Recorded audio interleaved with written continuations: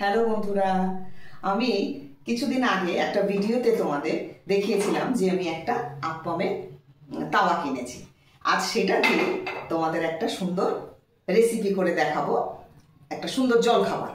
দেখো, এটা খুব হেলদি। আচ্ছা, এটার জন্য আমাকে লাগছে, এই দেখো, সুজি। আমি এখানে 1 বাটি সুজি নিয়েছি, আর নিয়েছি হাফ বাটি দই। তুমি যদি 2 বাটি সুজি নাও তাহলে তোমাকে 1 বাটি দই নিতে হবে। এই রেশিওতেই তোমাকে জিনিসটা বানাতে হবে। আচ্ছা, এই দেখো, প্রথমে আমি এই সুজিটাকে একটা বলে নিয়ে নিলাম, আর নিয়ে নিলাম এই দইটা, আর জলটা নিতে হবে ঠিক এই বাটি, হাফ বাটি। এর মধ্যে আমি এই জলটা অ্যাড করে দিলাম, আর দিতে হবে একটু নুন দিয়ে সমস্ত উপকরণটাকে আমি খুব ভালো মতন করে এবার মেখে নিচ্ছি। দেখো, ঠিক এইভাবে ব্যাটারটাকে করতে হবে। এবার এটাকে আমি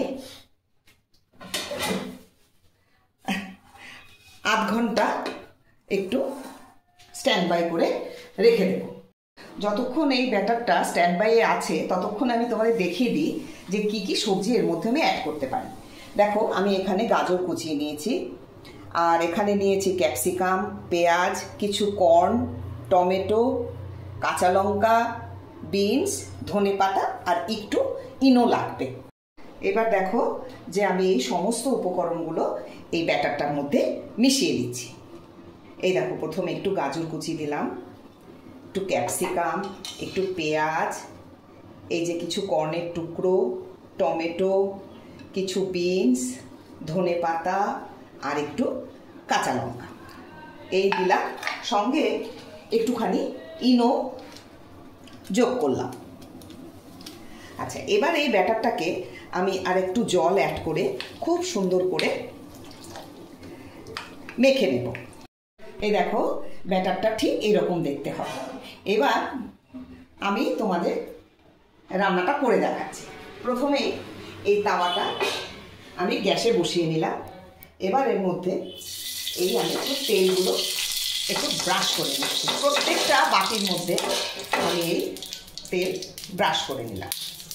এইবার দেখো, প্রত্যেকটা বাটির মধ্যে এবার আমি এই ব্যাটারগুলো দিয়ে দেব।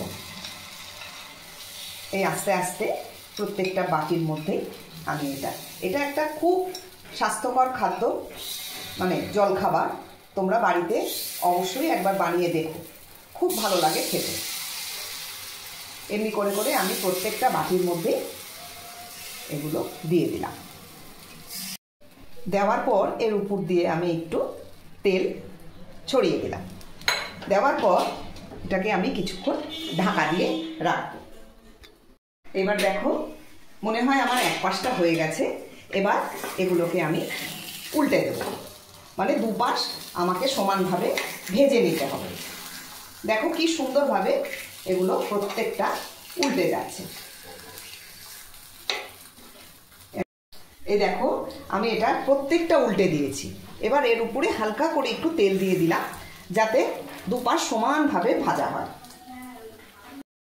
আমার মনে হয় এবার আমার আপ্পামটা তৈরি হয়ে গেছে। এবার দেখো, হ্যাঁ, একদম দুপাশ সুন্দর করে ভাজা হয়ে গেছে। দেখো, খুব সুন্দরভাবে উঠেও যাচ্ছে। এবার আমি এটাকে নামিয়ে নেব। এই দেখো, আমার আপ্পাম একদম তৈরি। ঠিক এইরকম দেখতে হবে। তোমরা অবশ্যই এটা গ্রিন চাটনি দিয়ে খেতে পারো, টমেটো সস দিয়ে খেতে পারো। আমি কিন্তু এখানে টমেটো সস দিয়ে সার্ভ করছি।